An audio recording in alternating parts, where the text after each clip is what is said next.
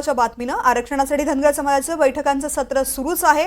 झिरवळांच्या नेतृत्वामध्ये मुंबईमध्ये बैठक सुरू आहे। बैठकीला आजी माजी आदिवासी आमदार उपस्थित राहिलेले आहेत। बैठकीमध्ये आगामी काळामधील आंदोलनाची दिशा ठरवली जाणार आहे। आरक्षणासाठी धनगर समाजाचं बैठकांचं सत्र सुरू आहे। झिरवळांच्या नेतृत्वात मुंबईत बैठक सुरू झालेली आहे। या बैठकीला आजी आणि माजी आदिवासी आमदार उपस्थित राहिलेले आहेत। बैठकीमध्ये आगामी काळामध्ये आंदोलनाची दिशा कशी असेल यावरती चर्चा केली जाते आहे। माझी सहकारी जुई सध्या आपल्यासोबत आहे। जुई, खरं तर याआधी ओबीसी मराठा आणि त्यानंतर आता धनगर आणि आदिवासी वाद पेटण्याची चिन्ह निर्माण झालेली आहेत आणि त्या पार्श्वभूमीवरती अतिशय महत्त्वाची बैठक, काय नेमकं बैठकीमध्ये चर्चेलं जातंय? अगदीच आपण पाहतोय तृप्ती की ही बैठक सुरू आहे। सगळे जे आदिवासी आमदार आहेत, काही खासदार आहेत, ते या बैठकीसाठी उपस्थित झाले आहेत।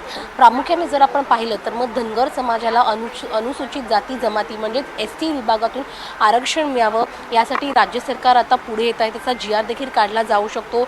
मात्र याचा विरोध आता आदिवासी समाज करत आहे।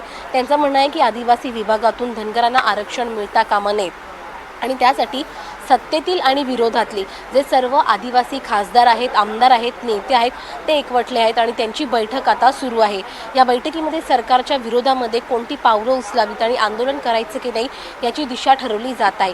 खरं तर सर्वोच्च न्यायालयाने दिलेल्या आदेशानुसार जर आपण पाहिलं तर मग धनगर ही जात आहे आणि धनगड ही जमाती असा निर्णय त्यांनी दिला आणि त्यामुळे आदिवासी विभागातून त्यांना आरक्षण देऊ शकत नाही असं सर्वोच्च न्यायालयाने सांगितलं असताना तरी देखील राज्य सरकार का आदिवासींतून आरक्षण काढून ते धनगर समाजाकडे देत असा प्रश्न उपस्थित केला जात आहे आणि त्यामुळे त्याचा विरोध करण्यासाठी थेट सरकारमधलेच काही लोक या बैठकीमध्ये उपस्थित आहेत आणि सरकार विरोधातली भूमिका घेण्यासाठी ते तयार आहेत। यामध्ये नरहरी झिरवळ हे स्वतः फ्रंट फूटवर आहे, जे विधानसभा उपसभापती देखील आहेत आणि त्यांच्यानंतर काँग्रेसचे आमदार हिरामण खोसकर जे आहेत, हिरामण खोसकर यांनी तर थेट भूमिकाच घेतलेली आहे की जर हे आरक्षण दिलं तर मी थेट माझ्या आमदारकीचा राजीनामा देईन।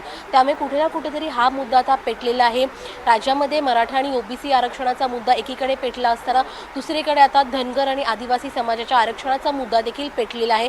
त्यामुळे निश्चितच आता या बैठकीनंतर नेमकं काय ठरतंय, सरकारच्या विरोधात आंदोलनाची भूमिका कुठपर्यंत ठरते का, सरकारला भेटण्यासाठी काही शिष्टमंडळ जाणार आहे का, या सगळ्याचं खरं तर नेमकं काय ठरतं या बैठकीमध्ये हे जेव्हा बैठक संपेल आणि बाहेर येऊन प्रतिक्रिया देईल तेव्हाच समजू शकेल। आणि बैठकी संदर्भातले अपडेट्स तुझ्याकडून जाणून घेत राहू। तुर्तास संपूर्ण माहितीसाठी धन्यवाद।